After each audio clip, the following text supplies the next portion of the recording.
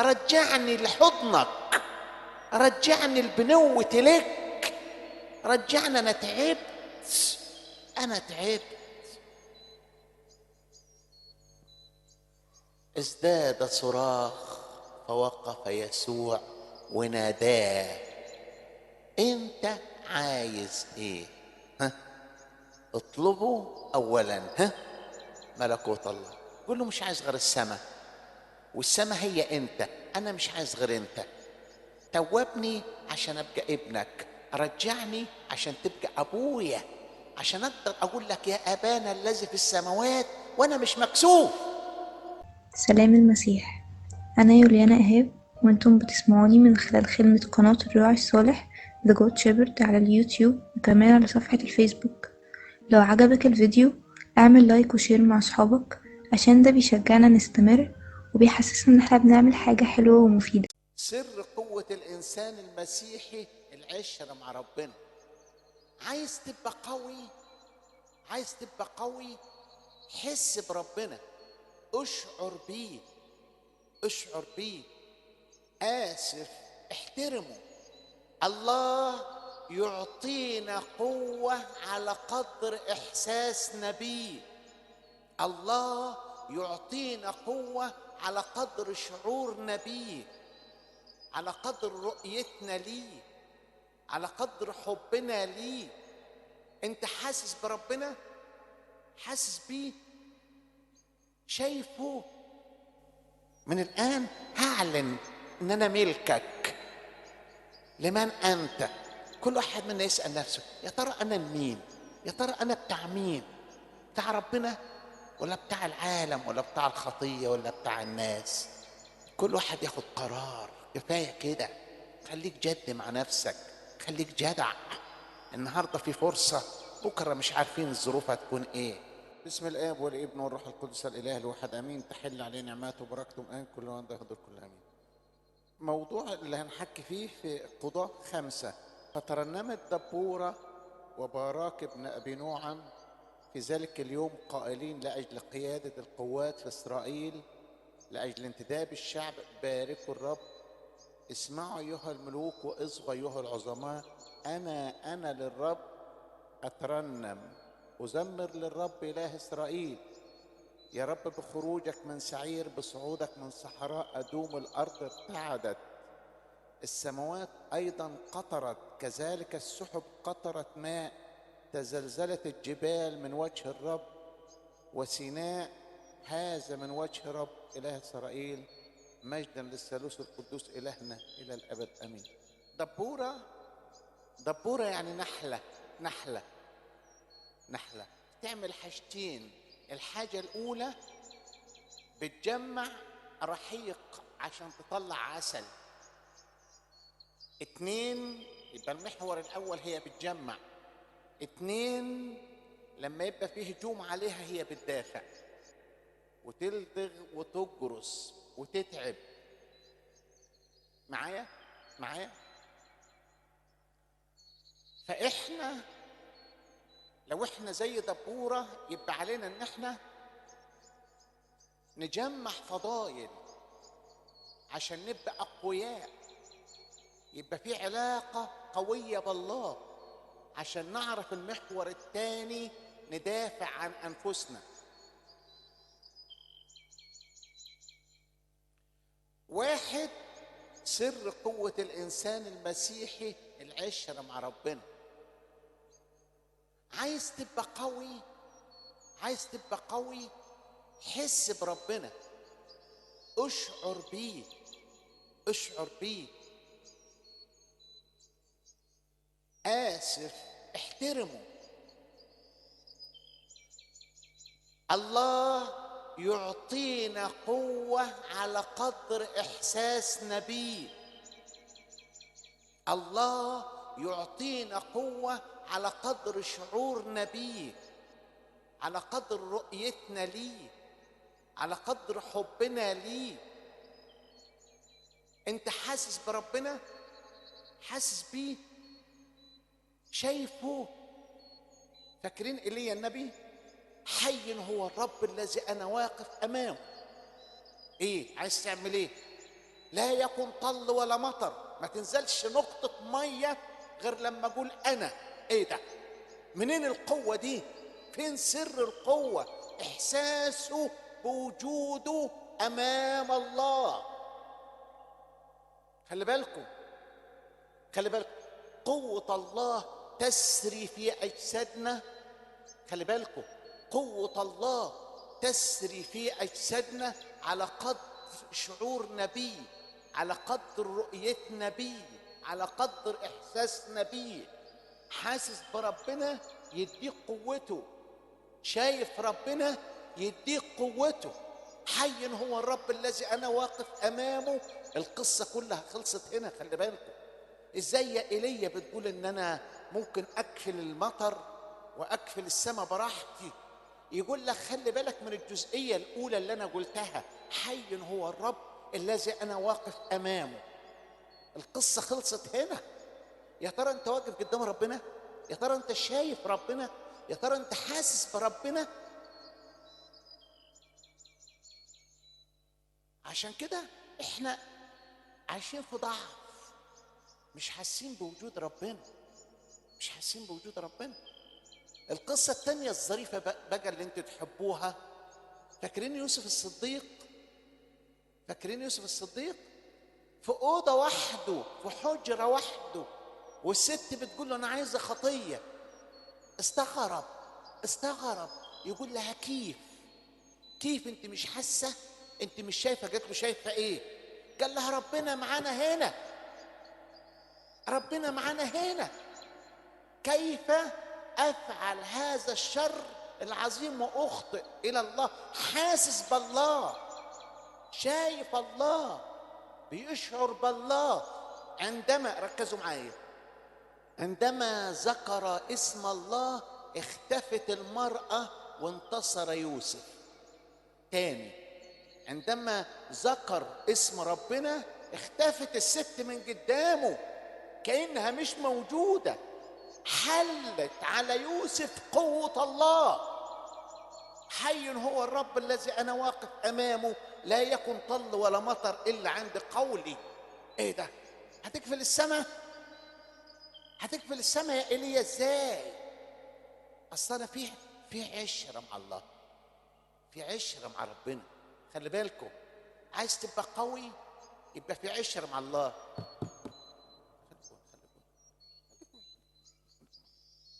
عايز تبقى قوي يبقى في عشرة مع ربنا، عشرة مع ربنا. برضه في المقدمة اتنين، عايز تبقى قوي، حياة الفضيلة. حياة الفضيلة يعني ايه؟ يعني ان كان فيه في السنة فترات من الصوم عن الأكل، لكن السنة كلها صوم عن الشر. ان كان في السنة فترات صيام عن الأكل، لكن السنة كلها صيام عن الشر، صيام عن الشر. وده المهم، وده المهم. عشان كده وانت في المعمودية أول ما تطلع أبونا بيرشم عينيك. عارفين يعني ايه؟ بيقول لك ايه؟ يقول لك عينك دي بتاع المسيح، أنا دشنتها، أنا خصصتها، أنا قدستها للمسيح. دي ما تعملش حاجة غير تنظر إلى الله. الودان ما تسمعش غير كلمة ربنا، تدشين. كل يوم فكر نفسك بهذا العهد، انت سلمت نفسك لربنا. اوعى عينك تحيد عن وصية ربنا، اوعى ودنك تسمع كلام غير كلام ربنا، اوعى ايديك تفعل غير عمل ربنا. انت مدشن. عارفين مدشن يعني ايه؟ مخصص، مقدس، مخصص ومقدس لربنا ومكرس لله. ادي حياة الفضيلة، حياة الفضيلة. يبقى واحد، عايز ابقى قوي، احساسي بوجودي في حضرة ربنا يديني قوة. اتنين، حياة الفضيلة. تلاتة، الصلاة. اقوى شيء نملكه الصلاة. اقوى شيء،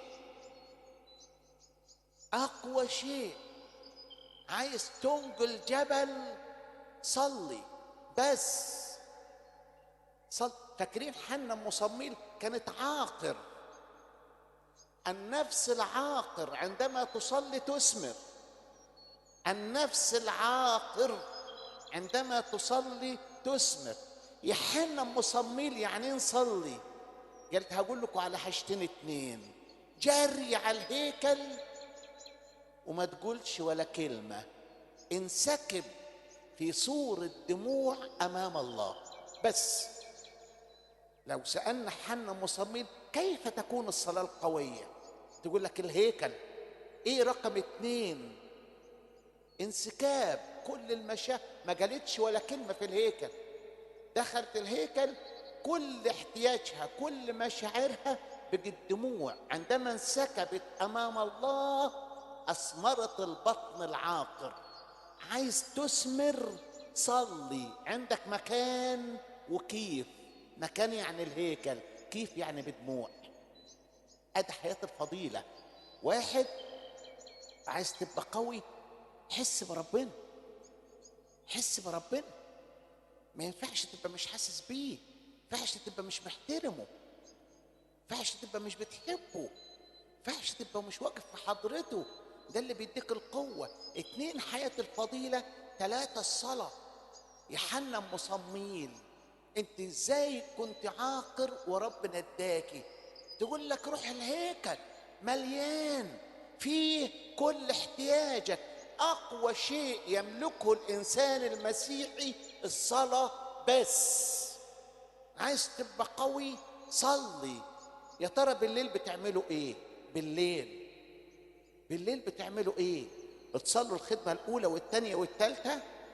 بتقول له اعطيني يا رب يا نبيع دموع كثيرة كما اعطيت منذ القديم المرأة الخاطية وعرفت ازاي تغفر لها؟ بتقول لا تخف ايها القطيع الصغير اباكم قد سر ان يعطيكم السماء؟ ولا قاعدين على التلفزيون والتليفون والنت؟ مش هينفعك. سر القوة: واحد الاحساس بوجود الله، اتنين حياة الفضيلة، تلاتة الصلاة. الصلاة اقوى ما نملك. الصلاة اقوى ما نملك الصلاة. عشان كده ربنا بيقول قد جعلت امامك بابا مفتوح. مشكلة ان احنا بنبص ورانا وبنمشي فما بنشوفش الباب اللي ربنا فاتحه عشان ندخل منه ناخد كل شيء. كل ما انت عايز لا يوجد الا في الصلاة. يبقى دي مقدمة كيف تكون قوي. انسان قوي احساسك بوجود الله يعطيك قوة الله. اتنين حياة الفضيلة واحساسك ومعرفتك انك مدشن لربنا. انت مش ملك حد، انت ملك الله بس. مخصصينك ومدشنينك ومقدسينك لله بس. تلاتة حياة الصلاة. اقوى شيء عندنا الصلاة. والشيطان خلي بالكم بيعرف انك انت من خلال الصلاة بتبقى قوة بتغلبه، فيحاول يبعدك عن هذا الباب. كل ما تيجي تخبط على الصلاة يروح قافل الباب الصلاة، يقول لك ما انت تعبان، ما انت وراك شغل، ما انت صليت امبارح، كفاية كده، ما انت مرهق، ما انت عندك ارتباطات، لا كفاية كده. لانك وانت بتصلي هو بيموت، انجاز التعبير. كل ما تمسك الجبية الشيطان يتنطط لغاية ما ترميها. فبيحاول عارف سر قوة الإنسان المسيحي صلاته فقط. عشان كده كنا بنقول في كياك قلبي ولساني يسبحان الله. قلبي يعني من جوه. لساني بيعبر عما يحتاجه القلب من الداخل. أنا جوه تعبان بعبر لربنا ببقي عن احتياجي وتعبي الداخلي. دي مقدمة.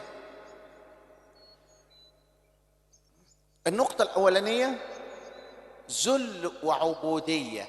خلي بالكم في آية ظريفة يمكن في الأمثال تقول كده، يا ريت تحفظوها: البر يرفع شأن الأمة، عار الشعوب الخطية.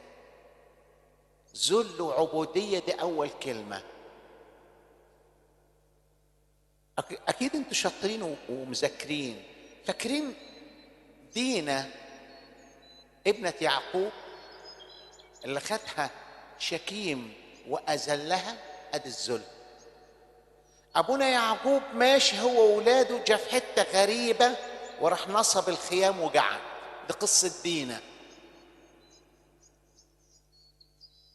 البنت طلعت تتمشى، قالت انا عايزه. وخرجت دينا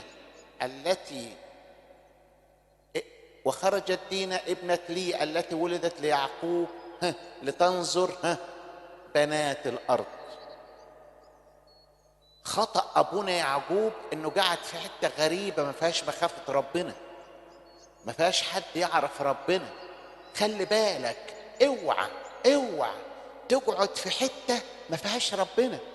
اوعى تصاحب حد ما يعرفش ربنا.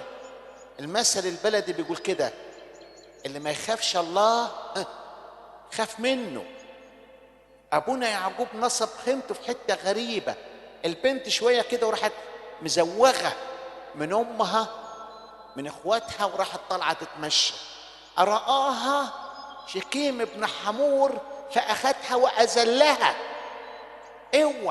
اوعي تمشي في حته غريبه.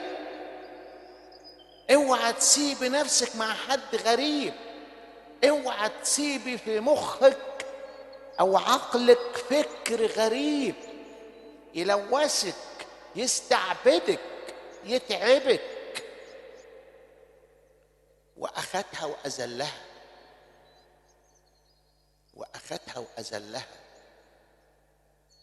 ذل وعبوديه. اصعب حاجه انك تكون مستعبد لخطيه. اصعب. اطلع. اقوم الان واذهب الى ابي. النهارده قوم، النهارده ارجع، النهارده سيب المكان، النهارده سيب الشخص، النهارده سيب التسليه البطاله. 3 بيتعبوا: شخص وحش، مكان مش حلو، في اماكن الواحد لما يروحها المناعه بتاعته بتقل، جهاز المناعه بتاعه بيضعف. اوعى. في تسليه معينه لما تشوفها جسمك بيتعبك والغرائز بتتحرك. سيب الصديق، سيب المكان، سيب التسليه. العنوان بتاع ده ذل وعبوديه. اوعى تتذل. ان حرركم الابن فبالحقيقه تصيرون احرار. الحريه اللي انت فيها المسيح تعب عشانها. الحريه اللي انت فيها المسيح اتذل عشانها. اوعى تفرط في نفسك. لما تعترف قول لابونا جرالي التحليل وسمعني عشان تسمع انت حر كيف. يقول لك كده: ايها السيد الرب يسوع المسيح كلمة الله الذي قطع كل رباطات خطايانا من قبل آلامه المخلصة. يعني انا كنت مربوط بالخطية، المسيح اتألم عشان يفكني. اوعى تربط نفسك. المسيح اتألم وتعب عشان تبقى حر. المسيح خد شكل عبد عشان تبقى انت حر. اوعى تفرط في الحرية بتاعتك. بيقول كده في انجيل يوحنا اصحاح 10: ان دخل بي احد يدخل ويخرج ويجد مرعى. اللي يتحرك بالمسيح حر في كل مكان وفي كل زمان. اوعى الخطية تستعبدك. اوعى ما تستهترش. ما تقولش المرة دي وخلاص، ما تقولش اجرب، ما تقولش اشوف. سليمان الحكيم عطانا خبرة جاهزة. بيقول كده: مهما اشتهت عيناي لم امسك عنهما والكل باطل. هذا خبرة جاهزة. السامرية تقول للسيد المسيح: يا رب اديني من المية الحلوة بتاعتك، انا تعبت من بئر يعقوب. قالت له كده بالنص: يا سيد اعطيني من هذا الماء لكي لا اتي الى هنا، انا تعبت. ادي خبرات جاهزة. انت مستني تجرب لما تتعب ومش عارف هتعرف ترجع ولا ما تعرفش.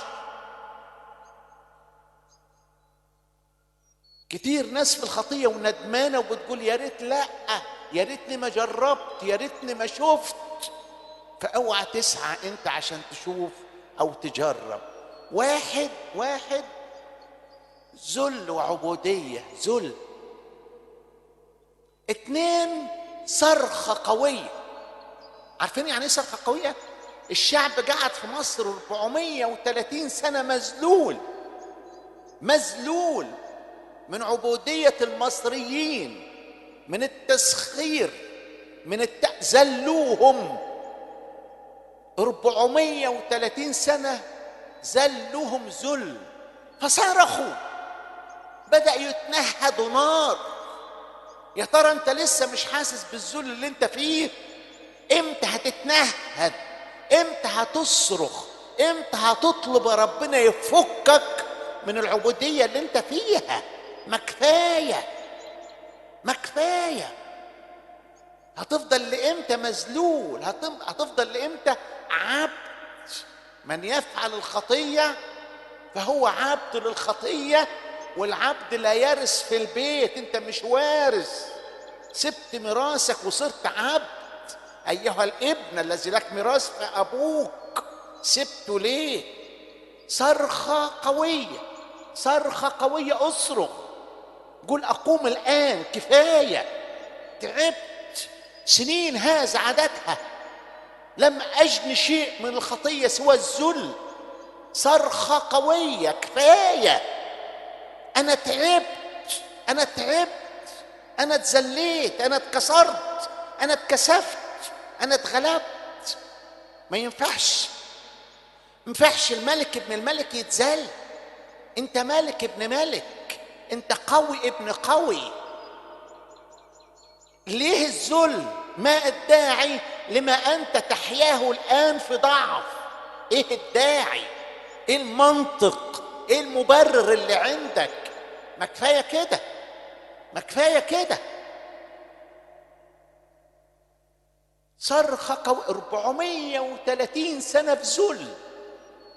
أول ما تنهدوا التعب قال أنزل أخلصهم. كفاية كده، اتنهد، خلى ربنا يسمع لك. قل له يا ربي ده أنا ابنك، يا ربي عشان خاطر أنا تعبت، يا رب عشان خاطر دمك أنا تعبت، يا رب عشان خاطر أمك العذر أنا تعبت، عايز اتحرر، عايز ابقى حلو زي الناس، عايز اشرفك، عايز ارفع راسي وسط الناس، انا مذلول، اسندني. فاكرين شمشون قال حته عباره؟ شمشون من كتر الذل اللي شافه، عارفين قال ايه؟ يا رب شددني هذه المره. حاجه تقطع القلب. يا رب شددني هذه المره، انا تعبت، انا اتذليت في الخطيه، انا اتكسرت. اتنهد من قلبك من جوه، والمسيح هيسندك وهيسمعك وهيرفعك. اتنهد كده من جوه، بحرقه، بألم، بعصره من جوه، معصور من جوه. قول له يا رب كفايه انا تعبت، كفايه، بقالي 430 سنه في ذل، في تسخير، مش قادر ارفع راسي، مكسوف منك ومكسوف من نفسي. اصرخ مرة صرخة قوية زي شمشون، بيقول له يا رب اسمعني هذه المرة، شددني هذه المرة، بس اسندني هذه المرة. قول له كده يا رب، ياما عاهدتك كتير وما قدرتش، عاهدني انك مش هتسيبني. انا عاهدتك وما قدرتش، عاهدني انك مش هتسيبني، عاهدني انك هتجويني، عاهدني انك هتغفر لي. طمني بكلمة يا رب، انا تعبان،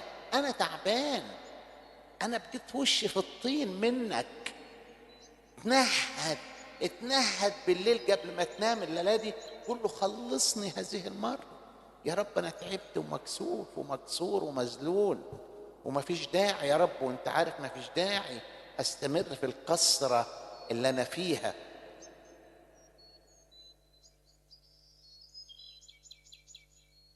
فاكرين بارتماوس الأعمى؟ شوفوا عمل ايه، شوفوا عمل ايه. واقف يشحت واعمى مش شايف، سمع صوت ناس كده زحمه، فسأل ايه الزحمه دي؟ ها؟ قالوا له ايه؟ ها؟ ده يسوع الناصري معدي. يسوع الناصري؟ يا يسوع ابن داوود ده التنهد اهو. يا يسوع ابن داوود ارحمني، يا يسوع ابن داوود ارحمني. التلاميذ والناس اللي حواليه قالوا دوشتنا، كفايه. عندما ارادوا ان يسكتوه ازداد صراخ، ازداد تنهد. انا موجوع، انا كفيف، انا عايز افتح، دي فرصه، دي فرصه، انا هشوفه تاني، هو هيعدي من هنا تاني، دي فرصه. الشاطر منكم والناصح منكم ارمي نفسك في سكه المسيح، اسال المسيح بيعدي فين، بيعدي منين، بيروح فين. ارمي نفسك في سكه المسيح عشان يخبط فيك ويقول لك كفايه، قوم احمل سريرك وامشي. سنين هاز عاداتها وانت نايم على البركه، محدش هيسال عنك. فرصه، ارمي نفسك في سكه المسيح وهو ماشي كده، قول له كفايه يا ابن داوود ارحمني، يا ابن داوود ارحمني. عندما اراد التلاميذ والجموع ان يسكتوه ازداد صراخ. حد كمل؟ فوقف يسوع، فوقف يسوع. صراخك ملهوش اي فايده ان لم يقف يسوع. ترمومتر قياس صراخك صح او لا وقف يسوع. ان موقفش اسف في اللفظ وارغمته ان يقف، يبقى انت ما صرختش، يبقى انت ما تنهدتش، يبقى انت ما طلبتش، يبقى انت ما لحيتش. يسوع وقف يقول لسه، اقول له طب ازداد صراخ، ازداد صراخ عشان يسوع يقف. صرخ يا ابن داوود ارحمني، فأرادوا أن يسكتوه فازداد صراخ، فوقف يسوع، اسمعوا، وناداه. تعال يا ابن، عايز ايه؟ تعال انت عايز ايه؟ كل واحد ممكن يقول توبني يا رب، بس مش عايز غير توبني بس. حد فيكم له طلبة تانية؟ توبني بس يا رب، توبني، رجعني، ردني كالقديم وجدد ايامي، رجعني لحضنك، رجعني البنوة لك، رجعني. انا تعبت، انا تعبت. ازداد صراخ فوقف يسوع وناداه. انت عايز ايه؟ ها؟ اطلبوا اولا ملكوت الله. قول له مش عايز غير السماء، والسماء هي انت، انا مش عايز غير انت. توبني عشان ابقى ابنك، رجعني عشان تبقى ابويا، عشان اقدر اقول لك يا ابانا الذي في السماوات وانا مش مكسوف. فاكرين ابونا في الجسمه؟ اخر الجسم ابونا بيقول ايه؟ اخر حته في الجسم: طهر نفوسنا، طهر اجسادنا، طهر ارواحنا عشان نقدر نقول لك يا ابانا. بالنص كده: طهر نفوسنا واجسادنا ارواحنا لكي نجسر بداله ونقول لك يا ابانا. واحنا وحشين، احنا مش اولادك، واحنا وحشين، احنا مش اولادك. طهرنا، طهرنا لكي نصلح ونجسر بداله اقول لك يا ابويا، يا ابويا اللي في السماء.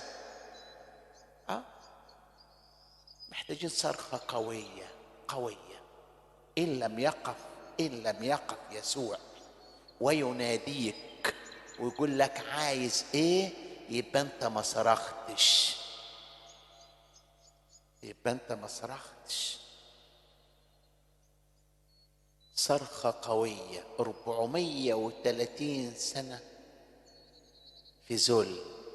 أول ما تنهدوا، مكتوب كده في الكتاب يقول ايه؟ وسمع الله صوت أنينهم فنزل ليخلصهم.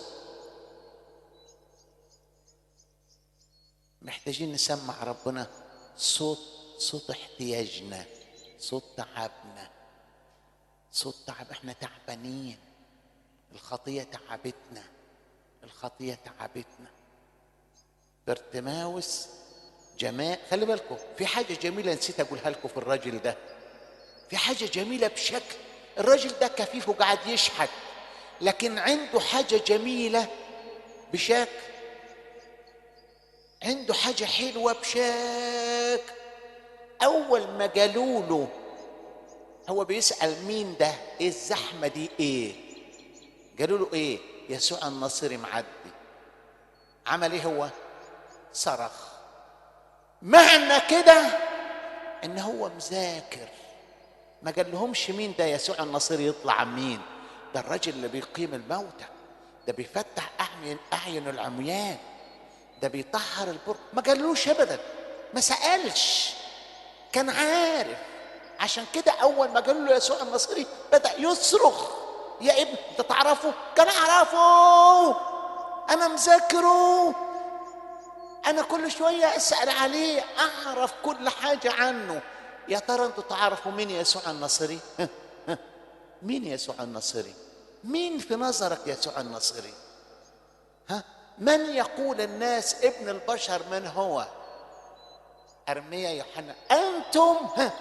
أنتم من تقولون؟ أنا مين في نظرك؟ أنا مين؟ أنا أطلع لك إيه؟ أنا أبقى مين؟ أنا أبقى مين؟ يا دوب سأل مين ده، قالوا له الناصري، قاعد يصرخ. هو أنت تعرفه؟ أعرفه، ده أنا أعرفه عز المعرفة، ده أنا أعرفه. هو نعرف غيره؟ هو نعرف غيره؟ صراخه يقول كده انه ما يعرفش غيره. لو كان يعرف غيره ما كانش صرخ وقال له ارحمني، موضوعي عندك. قول للمسيح كده، قصتي عندك، خلاصي عندك، قيامي من الخطية عندك انت بس. ما فيش حد غيرك هيجومني، ما فيش حد غيرك هينصرني، ما فيش حد غيرك هيقبلني. يا ابن داود ارحمني، ارحمني. صرخة قوية، صرخة قوية. الصراخ اللي احنا بنصرخه ده ضعيف، ضعيف، لم يصل إلى أذني يقول الرب. ما وصلش عند ربنا، صراخنا ضعيف. عشان كده يقول لك عايز تصرخ، اخلع عليك، ما ترتبطش بالأرض، ما تفكرش في الأرض، ما تفكرش هنا، خليك مركز على ملكوت الله بس، عشان يسمع صراخك، عشان يحس انك انت فعلا تعبان، انت فعلا محتاج له، انت فعلا عايزه. يبقى 1 ذل وعبودية، 2 صرخة قوية،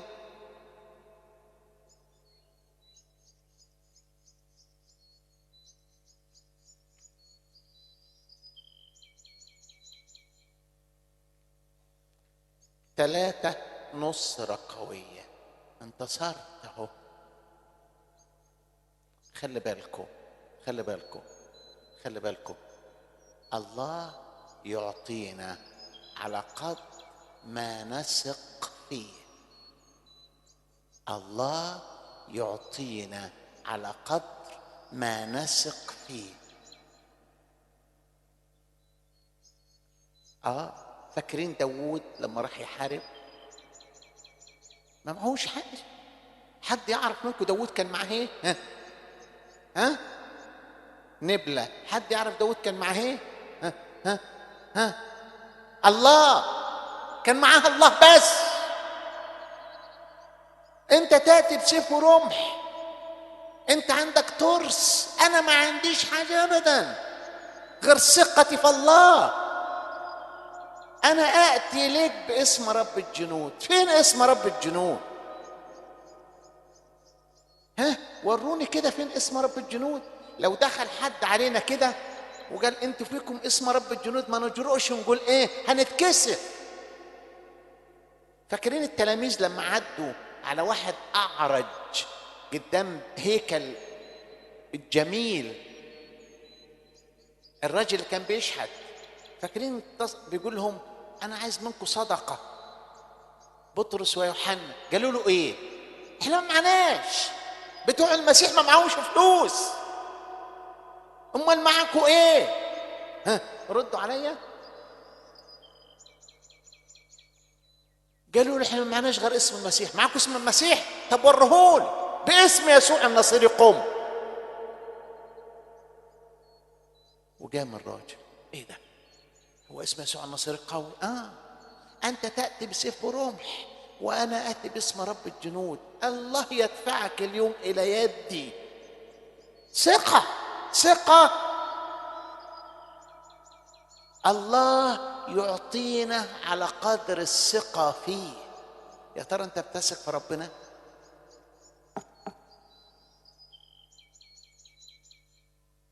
يا ترى انت بتثق في ربنا؟ مسلم حياتك لربنا؟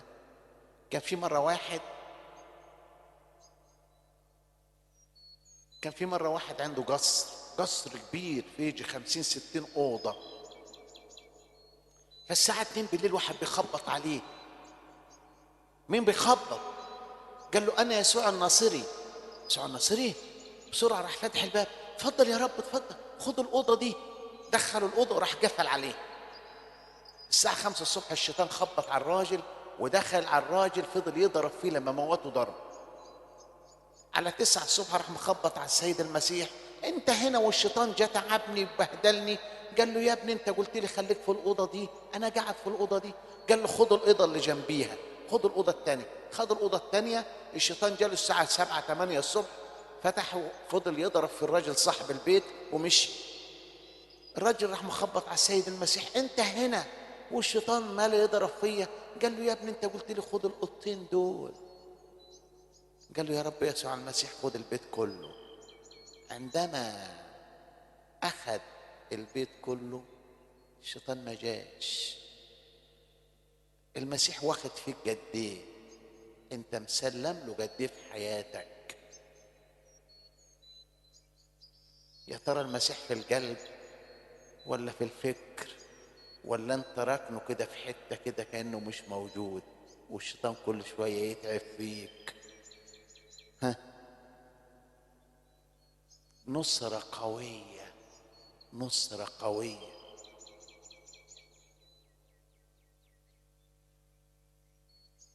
حد فيكم ناصح كده يقول ايه سر القوة فينا؟ قوتنا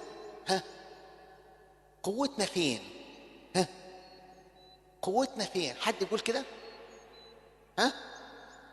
الصلاة. طب سر القوة فين تاني؟ حاجة تاني، حاجة مهمة. شوف البولس الرسول يقول ايه. اوريكم القوة بتاعتنا فين. اما تعلمون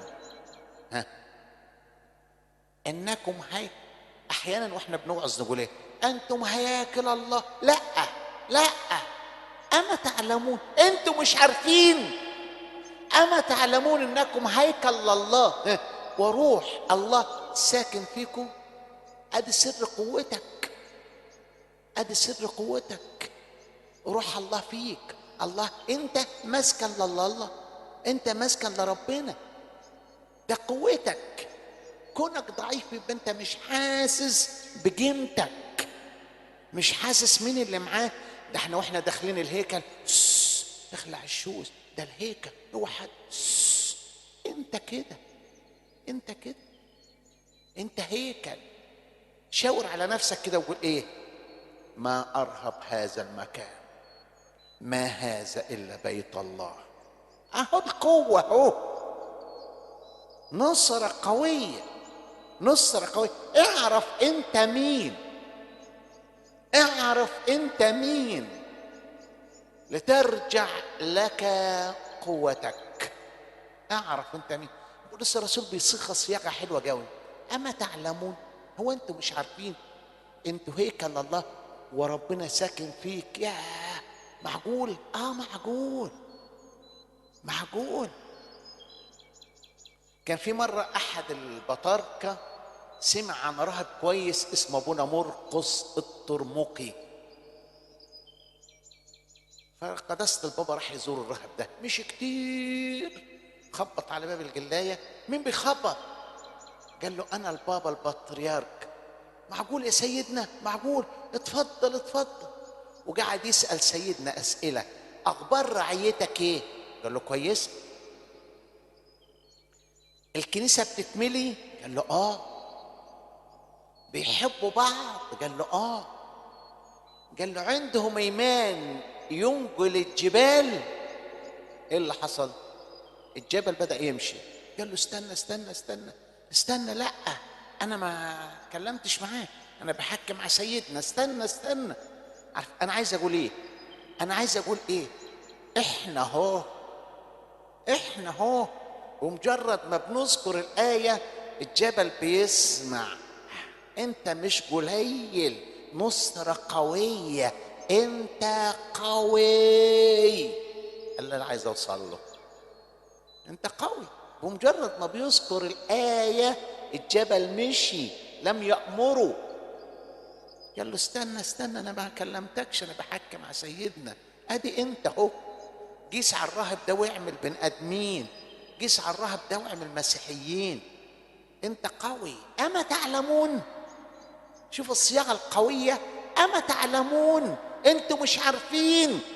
مش عارفين، عشان كده أنتوا عايشين في ضعف، عشان كده أنت ضعيف. أما تعلمون؟ لا ما نعرفش. أديك عرفت، أديك عرفت.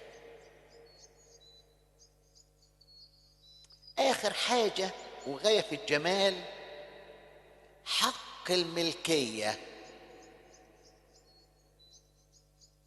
حق الملكية آخر حاجة جميلة بشكل. عارفين عايز يقول ايه حق الملكية؟ انت ابن مين؟ لمن انت؟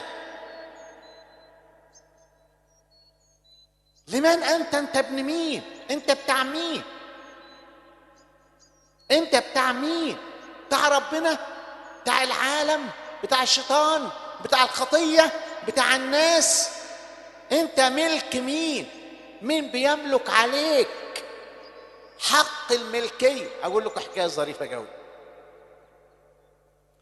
السيد المسيح وقت آلامه ربطوه بحبال وحطوه قدام الديوان بتاع بيلاطس، وبيلاطس بيسأله، سأله سؤالين اتنين بس. قال له انت فاعل شر؟ المسيح ما اتكلمش. انت جعلت نفسك إله؟ المسيح ما اتكلمش. فتعجب بيلاطس. فأنا بسأل المسيح كده، بقول له ما ردتش عليه ليه؟ ما جاوبتوش ليه؟ اسمع، صمت المسيح ولم يتكلم لكي يصير مجرم ويموت وأحيا أنا. أنت ابن مين؟ أنت ابن مين؟ حق الملكية. أنت كنت هتموت، المسيح حطك كده وخباك كده ومات مكانك. يا ترى أنت ابن مين؟ عشان كده في نقطتين مهمين هنا، نقطتين مهمين. واحد، شكر لربنا، الشكر لربنا. أنا كنت في ذل وصرخت وسمعتني ونصرتني، أنا هشكرك. اشكر ربنا إنه أعطاك فرصة، اشكر ربنا اللي نصرك، اشكر ربنا إنه جيب لك تاني وغفر لك واهتم بيك. اشكر ربنا. كان في مرة واحدة ست خلفت عيل بعيد عنكم عبارة عن كومة من اللحم، معوق، عبارة عن كومة من اللحم. تنظفه وتغير له هدومه وتأكله وقاعدة تبكي،